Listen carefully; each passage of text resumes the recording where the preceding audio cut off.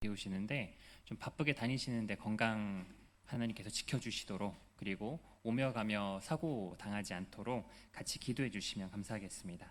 네, 오늘 주신 하나님 말씀은 레위기 12장 1절부터 8절까지 말씀입니다. 레위기 12장 1절부터 8절까지 말씀입니다.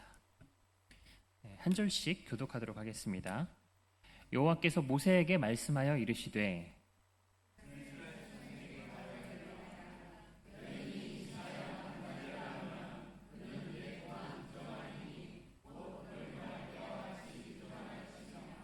여덟째 날에는 그 아이의 포피를 벨 것이요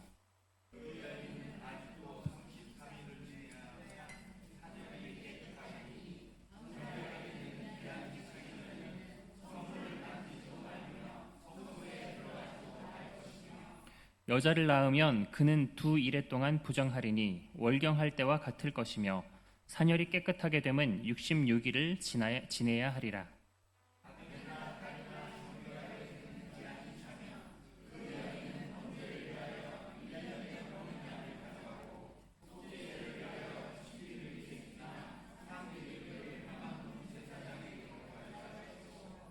제사장은 그것을 여호와 앞에 들여서 그 여인을 위하여 속죄할지니 그리하면 사녀리 깨끗하리라. 이는 아들이나 딸을 생산한 여인에 대한 규례니라.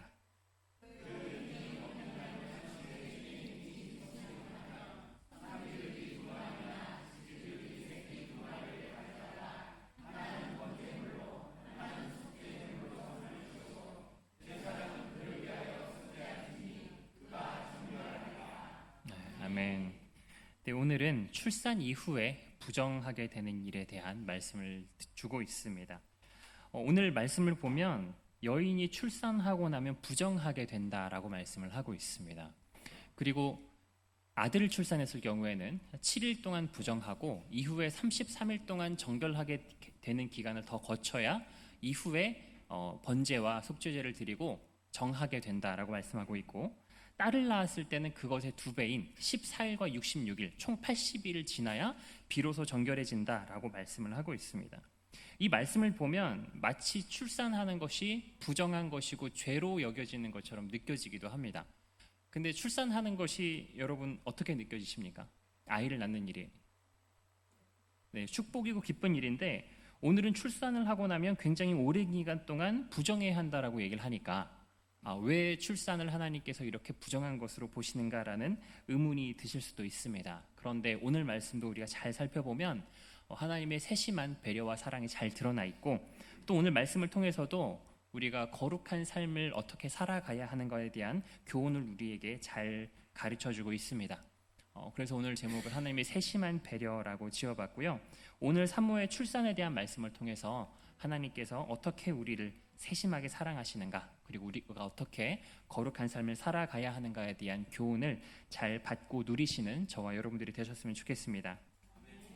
네, 오늘 본문 2절, 3절 말씀을 다시 한번 보시면 이스라엘 자손에게 말하여 이르라. 여인이 임신하여 남자를 낳으면 그는 1회 동안 부정하리니 곧 월경할 때와 같이 부정할 것이요 여덟째 날에는 그 아이의 포피를 벨 것이요 라고 말씀하고 있습니다. 출산을 하게 되면 부정하다라고 말씀을 하고 있는 것이 아니라 월경할 때와 같이 부정하리라 이렇게 말씀을 하고 있죠. 우리가 오늘 말씀에서 오해하지 말아야 될 것은 하나님께서 출산 자체를 부정하다고 말씀하시는 건 아니라는 것입니다. 우리가 성경에서 보는 것처럼 하나님께서 우리를 처음 창조하시고 주신 명령이 무엇이냐면 복을 주시고 생육하고 번성하여 땅에 충만하라라고 말씀하셨습니다. 우리가 생육하고 번성하려면 필수적인 일이 무엇입니까? 출산하는 일입니다.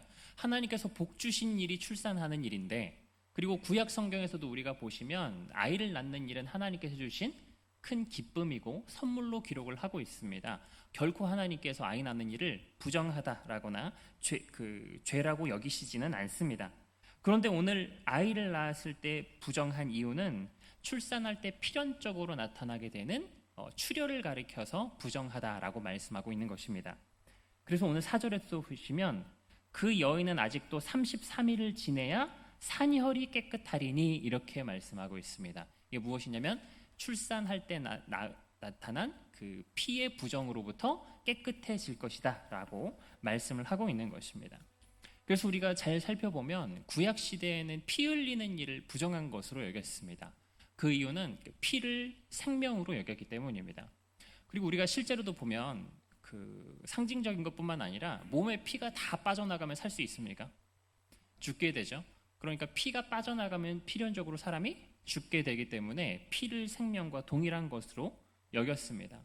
그래서 여러분 지난 주일 오후 예배 때 설교를 다들 기억하실지 모르겠습니다만은 부정에 대해서 어떤 개념으로 말씀드렸냐면 순수하지 않은 것, 온전하지 않은 상태를 가리켜서 부정하다. 그래서 생명이 빠져나가는 것은 온전하지 못한 상태이고 정상적이지 않은 상태를 의미하는 것입니다. 또한 하나님께서는 창세기에서 그 노아 홍수 이후에 노아에게 무엇을 음식으로 허락하셨냐면 고기 먹는 것을 허락하셨습니다. 근데 고기 먹은 것을 허락하실 때도 무엇을 먹지 못하도록 하냐면 피를 먹지 말라고 말씀하십니다. 우리 창세기 9장 4절에서 6절 말씀을 한번 보시겠습니다. 네, 제가 읽겠습니다. 그러나 고기를 그 생명되는 피째 먹지 말 것이니라. 내가 반드시 너희의 피, 곧 너희의 생명의 피를 찾으리니 짐승이면 그 짐승에게서, 사람이나 사람의 형제면 그에게서 그 생명을 찾으리라. 다른 사람의 피를 흘리면 그 사람의 피도 흘릴 것이니 이는 하나님이 자기 형상대로 사람을 지으셨음이니라. 창세기 9장 4절 말씀에서도 고기를 먹을 거리로 주시면서 뭐라고 하냐면 생명되는 피째 먹지 말라 이렇게 말씀하십니다. 그러면서 뭐라고 말씀하시냐면 피를 흘리는 자는 반드시 하나님께서 보응하신다 이렇게 말씀하고 있습니다. 하나님께서 동물들을 먹을 거리로 주셨지만 하나님께서 그 동물들의 생명을 우리가 마음대로 좌우할 수 있는 권한과 자유까지 주시지는 않은 것입니다. 여러분 근데서 고기를 먹으려면 필연적으로 그 동물을 어떻게 해야 되죠? 죽여야 됩니다. 마치 이것이 어떻게 느껴질 수 있냐면 생명을 좌우할 수 있는 권한이 우리 손에 달린 것처럼 느껴질 수 있습니다. 그런데 하나님께서 피를 상징하고 있는 생명을 상징하고 있는 피를 먹지 말도록 하시고 함부로 취급하지 못하게 하심으로 인하여서 고기를 우리에게 음식으로 허락하셨지만 그 생명은 하나님께서 우리에게 허락하신 것이 아니라는 것을 우리에게 잘 보여주고 있습니다. 그래서 이 모습을 보면 생명은 오직 하나님의 것이고 하나님의 주권에 달린 것임을 우리로 하여금 잘 가르쳐주고 있습니다. 그래서 우리가 그동안 배우고 있는 구약의 제사법에서도 보면 기름과 피는 하나님의 것이라서 오직 누구한테만 드려야 되냐면 하나님께만 드릴 수 있고 사람은 절대 먹지 못하도록 우리에게 가르치고 있습니다. 우리 레위기 17장 11절부터 14절 말씀도 한번 보시겠습니다. 육체의 생명은 피에 있음이라. 내가 이 피를 너희에게 주어 제단에 뿌려 너희의 생명을 위하여 속죄하게 하였나니 생명의 피에 있으므로 피가 죄를 속하느니라. 12절도 보시면 그러므로 내가 이스라엘 자손에게 말하기를 너희 중에 아무도 피를 먹지 말며 너희 중에 거류하는 거류민이라도 피를 먹지 말라 하였나니 모든 이스라엘 자손이나 그들 중에 거류하는 거류민이 먹을 만한 짐승이나 새를 사냥하여 잡거든 그것에 피를 흘리고 흙으로 덮을지니라. 모든 생물은 그 피가 생명과 일체라. 그러므로 내가 이스라엘 자손에게 이르기를 너희는 어떤 육체의 피든지 먹지 말라 하였나니 모든 육체의 생명은 그것의 피인즉 그 피를 먹는 모든 자는 끊어지리라 라고 말씀하고 있습니다.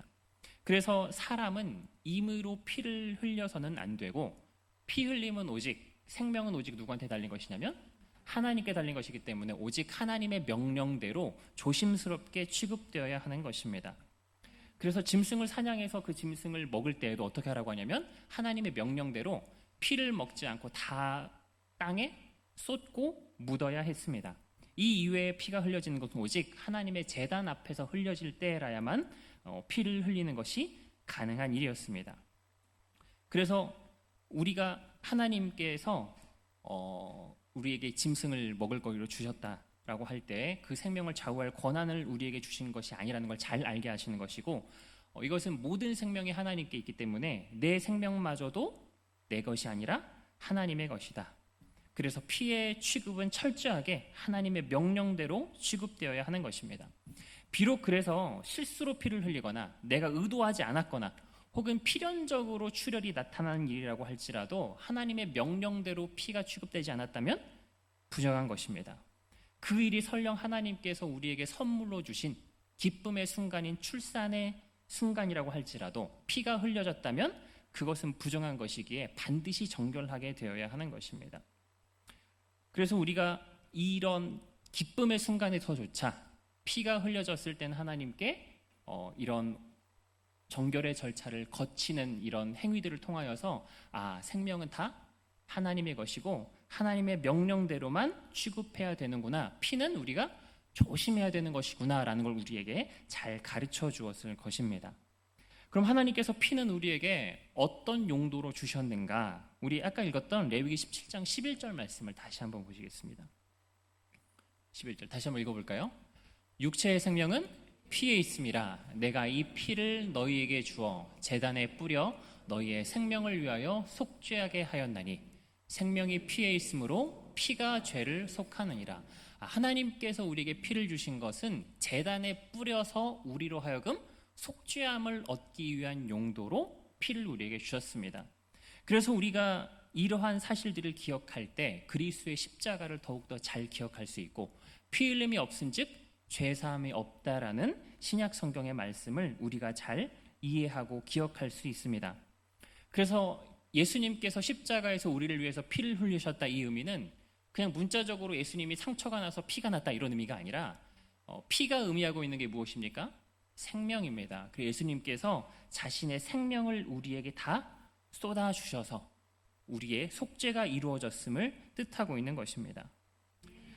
그래서 구약시대 하나님께서 속죄를 위하여 피를 주셨다라는 것은 피를 실수로라도 함부로 취급하지 못하게 하는 것이었고, 오늘날 우리에게도 그리스도의 피 흘리심에 대해서 함부로 여기지 않아야 함을 우리에게 잘 가르쳐주고 있는 것입니다.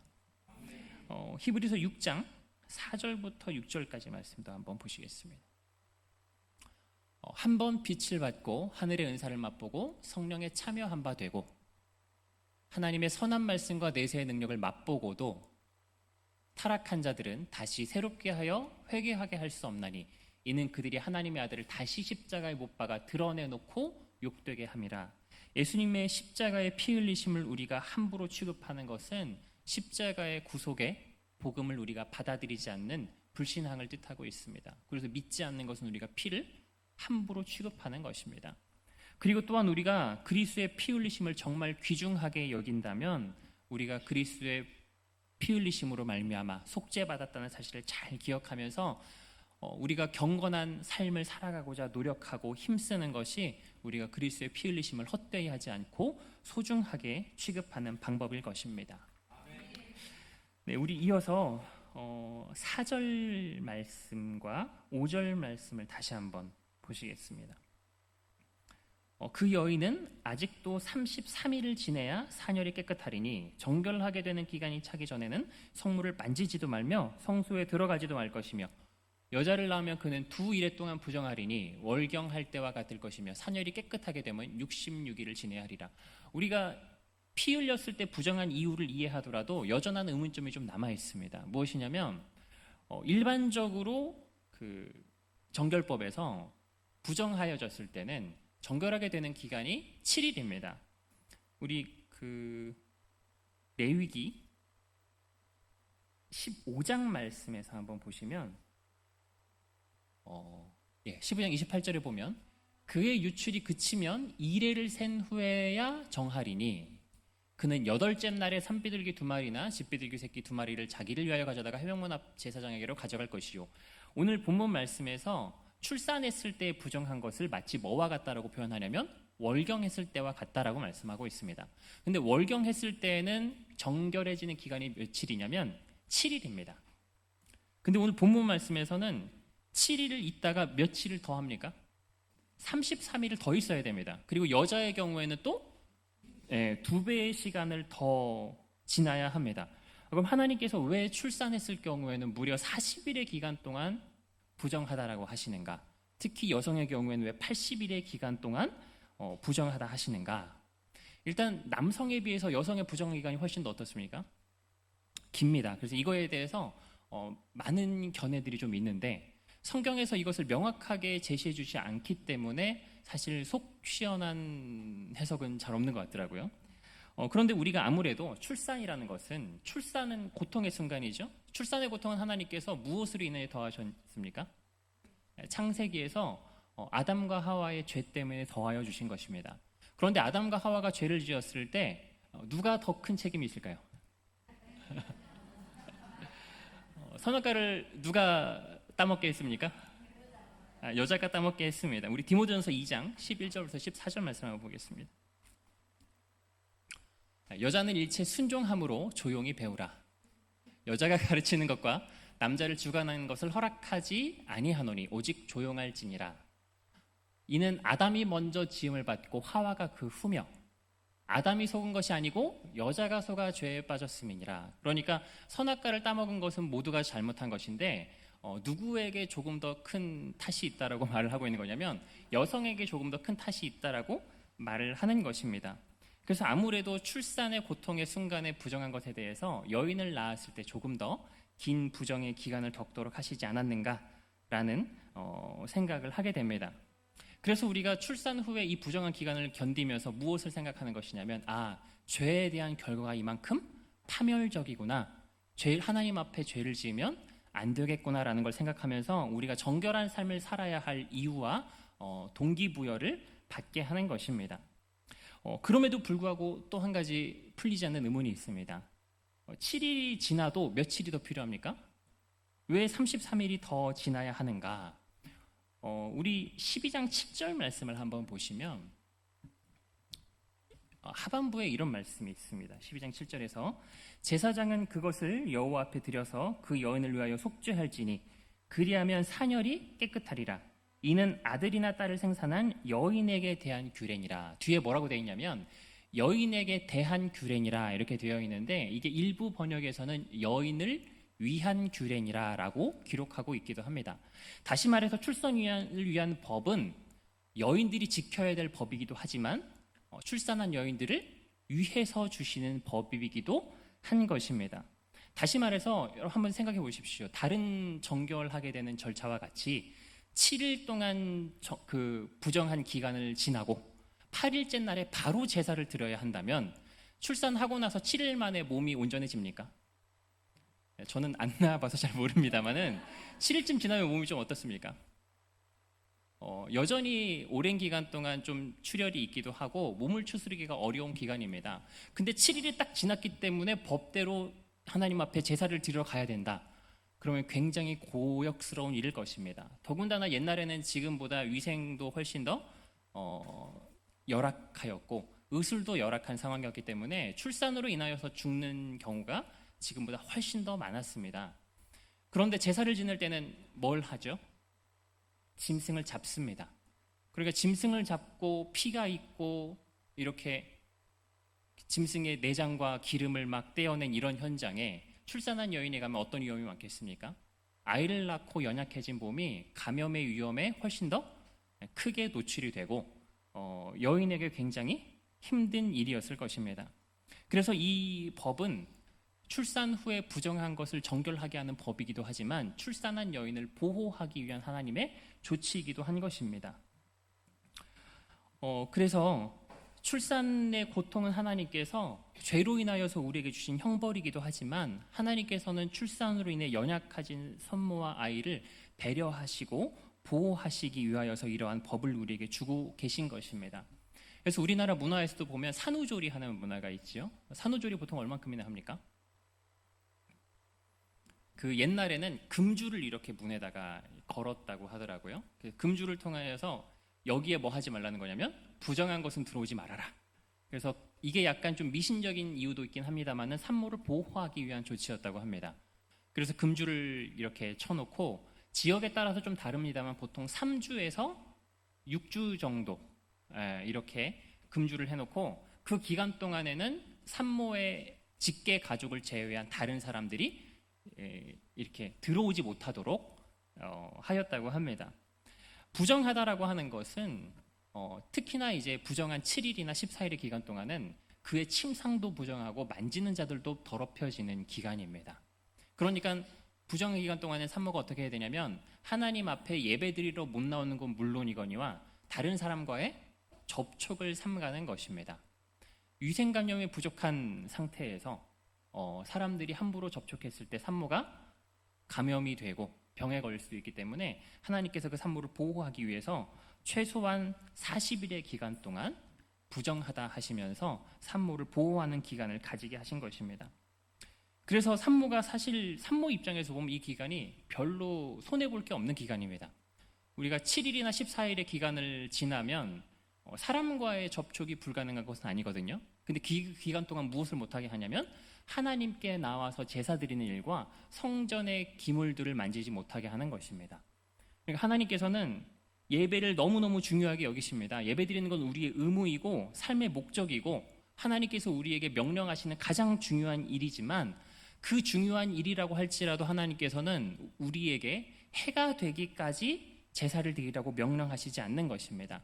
그래서 이 기간은 합법적으로 하나님 앞에 제사하러 나오지 않아도 되는 기간이었습니다. 이렇게 충분한 회복의 시간을 가진 다음에 이제 여인으로 하여금 어떻게 하라고 하냐면 제물을 가지고 하나님 앞에 가서 제물을 드리게 하는 것입니다. 말씀드렸다시피 그때 당시에는 의학이 더 발달하지 않았기 때문에 사망률이 조금 더 높았을 것입니다. 그런데 40일 혹은 80일의 기간 동안에 몸을 추스르고 그리고 하나님께서 주신 그 생명의 기쁨을 안고서 제사 드리러 가는 그 마음은 어떠했겠습니까?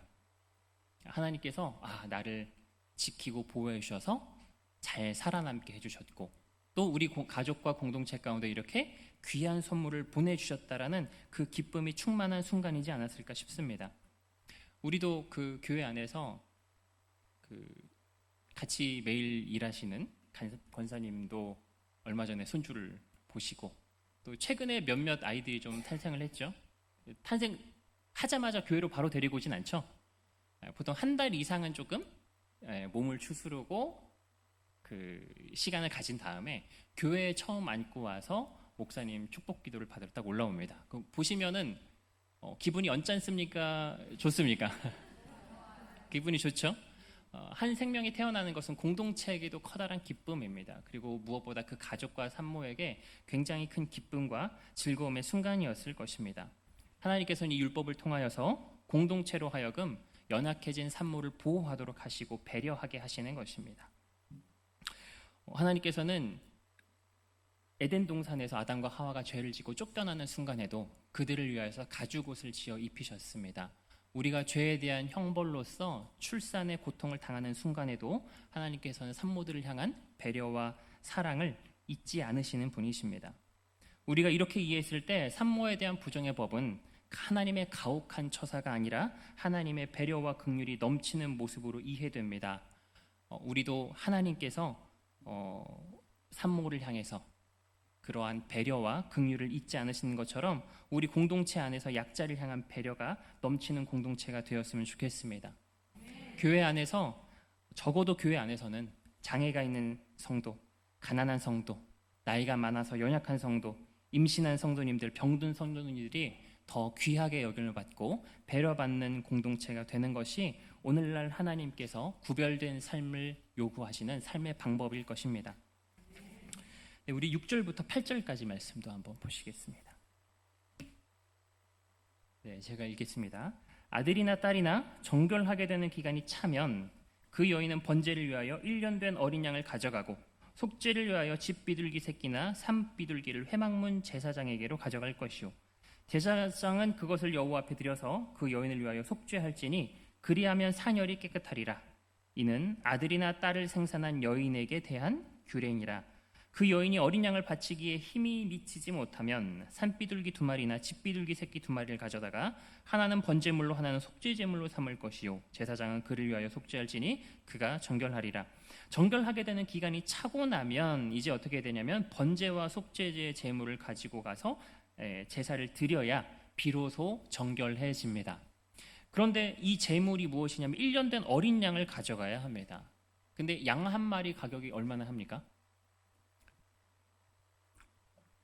양 한 마리 가격이 얼마인지는 제가 모르겠습니다만은 가난한 자에게는 감당하기 쉽지 않은 일입니다. 그래서 하나님께서 가난한 자에게는 어떻게 하라고 하냐면 산비둘기나 집비둘기를 가져가게 하십니다. 여러분 우리가 양 한 마리는 사다가 하나님께 제사하기 좀 부담스러울지 몰라도 치킨 한 마리 정도는 드릴 수 있지 않습니까?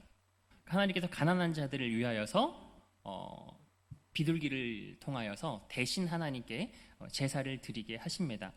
하나님께서는 그래서 돈 많고 부유한 사람들만 하나님 앞에 나와서 하나님과 관계를 맺기를 원하지 않으시고 모든 사람들이 다 하나님께 부담 없이 나와서 하나님과 회복된 관계를 누리시기를 원하시는 하나님이십니다.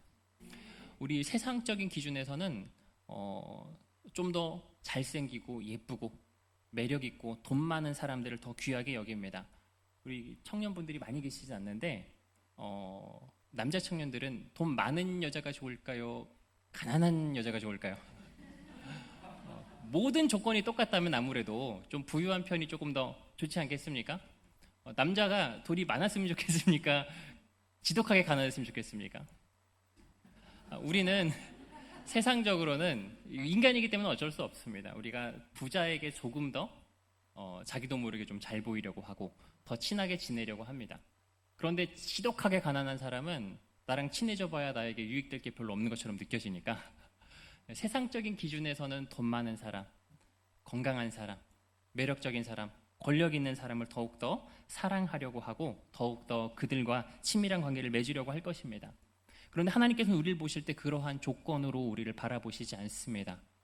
우리를 그 존재만으로 귀하게 여기시고 사랑하시는 하나님이십니다. 우리가 세상에선 그렇지만 자녀들을 대할 때는 자녀가 누구는 돈을 많이 벌었고 누구는 조금 가난해요. 그럼 누구한테 더 눈길이 좀 가실 것 같으십니까? 그렇죠? 아프고 병들고 약한 자녀가 있고 건강한 자녀가 있습니다. 그럼 누구한테 더 관심과 배려가 가십니까? 아프고 가난한 자에게 가시지 않습니까? 하나님께서도 우리를 향하실 때 가난하고 병든 자들을 더 관심을 가지시고 더 배려하시고 돌보시기를 원하십니다. 이러한 모습들은 하나님께서 우리에게 주신 율법 가운데서도 잘 드러나 있는 모습들입니다. 그리고 이러한 모습은 그리스도를 우리에게 보내주심으로 인하여서 절정에 이르게 됩니다. 우리 누가복음 2장 21절부터 24절 말씀을 한번 보시겠습니다. 이 장면은 예수님이 태어나셨을 때 마리아가 오늘 본문에 기록된 대로 정결 의식을 행하러 성전 앞에 나오는 모습입니다. 할례할 8일이 되매 그 이름을 예수라 하니 곧 잉태하기 전에 천사가 일컬음 바라라. 모세의 법대로 정결 예식의 날이 참에 아기를 데리고 예루살렘에 올라가니 이는 주의 율법에 쓴 바 첫 해 처음 난 남자마다 주의 거룩한 자라 하리라 한 대로 아기를 죽게 드리고 또 주의 율법에 말씀하신 대로 산비둘기 한 쌍이나 혹은 어린 집비둘기 둘로 제사하려 함이더라. 지금 예수님의 어머니 마리아가 이 정결 예식대로 제사를 하는 장면입니다. 정결하게 하는 기간이 차서. 근데 어린 양을 드립니까? 비둘기를 드립니까? 이건 뭘 보여주고 있냐면 예수님께서 가난한 집에 오셨다라는 거예요.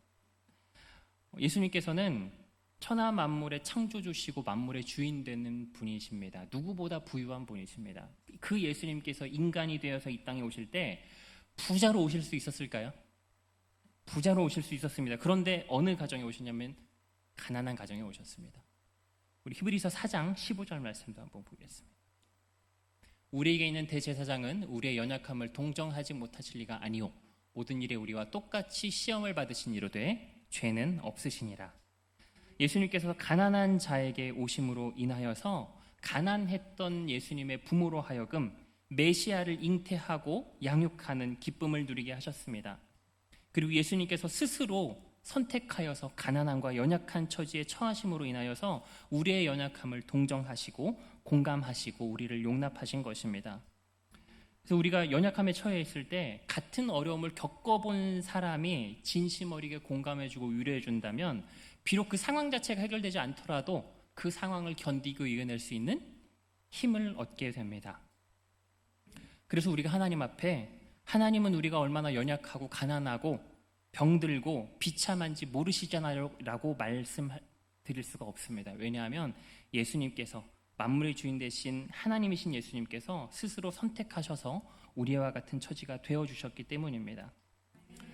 사랑하는 여러분, 하나님께서는 가난하고 연약한 자를 도우시고 그들과 함께 하시고자 스스로 가난에 처하시고 연약한 자가 되어주셨습니다. 누구도 스스로 비참해지고자 선택하는 사람은 없을 것입니다. 그런데 자식을 사랑하는 부모님은 가끔 그런 선택을 하더라고요. 인터넷이나 이런 것에 보다 보면 감동적인 이야기들이 한 번씩 올라오는데 그 어린아이가 소아암에 걸렸습니다. 그래서 머리가 싹 빠지게 됐어요. 그러니까 부모도 어떻게 하냐면 자기 머리를 같이 밀어줍니다. 자녀가 암투병을 하고 힘든 그 자녀의 마음을 함께 헤아리고 공감해주면서 힘을 주기 위하여서 자녀와 똑같은 처지가 되는 것을 선택하는 것입니다.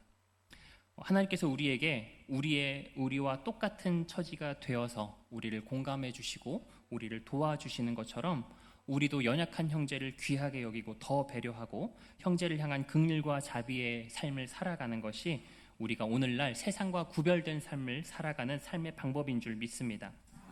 그래서 우리가 거룩한 삶을 살아가는 것은 연약한 형제들을 향한 긍휼과 자비의 마음을 갖추는 것을 포함하고 있습니다. 우리 골로새서 3장 12절 말씀을 보시겠습니다. 그러므로 너희는 하나님이 택하사 거룩하고 사랑받는 자처럼 긍휼과 자비와 겸손과 온유와 오래 참음을 옷 입고, 하나님이 택하사 거룩하고 사랑받는 자는 어떻게 해야 하냐면 긍휼과 자비를 옷 입어야 합니다. 하나님께서 우리에게 보여주신 모습이 가난한 자와 연약한 자들을 향한 긍휼과 자비의 모습입니다.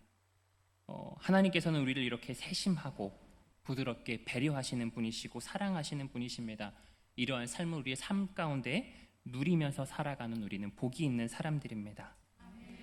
하나님께서 우리에게 이러한 세심한 배려와 사랑을 베풀어 주심 같이 우리가 우리 형제와 우리 약한 자들을 향하여서 더욱더 배려하고 관심을 가지고 더욱더 사랑함으로써 하나님 앞에 구별된 삶을 살아갈 수 있고 이 땅에서 그 삶을 통해 더욱더 큰 유익을 누릴 수 있을 줄을 믿습니다. 우리 모두가 그러한 삶을 살아가기를 주님의 이름으로 축원드립니다. 말씀 마치고 기도하겠습니다. 사랑해 주님 감사합니다. 오늘 여인을 위한 정결법을 통하여서 하나님께서 우리에게 요청하시는 거룩한 삶이 무엇인가, 그리고 하나님께서 우리를 어떻게